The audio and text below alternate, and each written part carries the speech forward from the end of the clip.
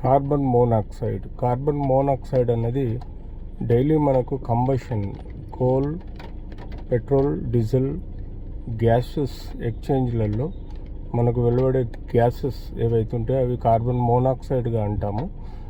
రీసెంట్గా industrial బ్లాస్ట్లో carbon monoxide release అయిపోయి చాలామంది చనిపోవడం జరిగింది. కార్బన్ మోనాక్సైడ్ మేజర్గా బ్రెయిన్ మీద ఎఫెక్ట్ పడుతుంది, సెకండరీ లంగ్స్ మీద ఎఫెక్ట్ పడుతుంది.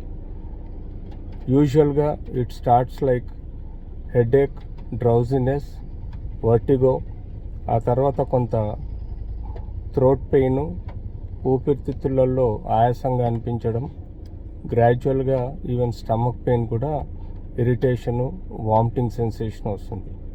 ఇలా గ్రాడ్యువల్గా ఎప్పుడైతే కార్బన్ మోనాక్సైడ్ రక్తంలోని హీమోగ్లోబిన్తో బైండ్ అవుతుందో అది డీఆక్సిజనేటెడ్ అవుతుంది. తద్వారా బ్రెయిన్లో ఆక్సిజన్ క్వాలిటీ తగ్గినప్పుడు బ్రెయిన్ సడన్గా డిప్రెషన్లో పోవడం, కోమాలోకి పోవడం, ఆ తదనంతరం చనిపోవడం జరుగుతుంది. సో కార్బన్ మోనాక్సైడ్ అనేది one of the most dangerous gases.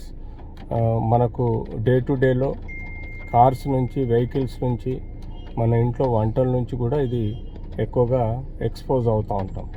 So అబ్సల్యూట్గా ఎప్పుడైతే కార్బన్ మోనాక్సైడ్ పాయిజనింగ్ జరుగుతుందో అది స్లో పాయిజనింగ్గా పరిగణలో తీసుకుంటాం, ఆర్ స్లో కిల్లర్గా కూడా భావిస్తాం. ఇలాంటి ఏదైతే కార్బన్ మోనాక్సైడ్ పాయిజన్ ఉందో దాని విషయంలో ఇమ్మీడియట్లీ అలర్ట్ అవ్వాల్సిన అవసరం ఉంది.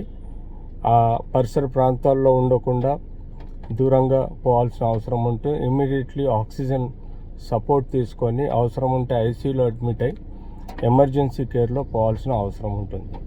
ఊపిరితిత్తుల్లో ఉన్న కార్బన్ మోనాక్సైడ్ని కూడా బయటికి పంపే విధంగా హై ప్రెషర్ ఆక్సిజన్ సపోర్ట్, అంతేకాకుండా కావాల్సిన supportive medication, symptomatic supportive medications ఇవ్వటం వలన రికవర్ అవ్వడానికి కూడా ఆస్కారం ఉంటుంది.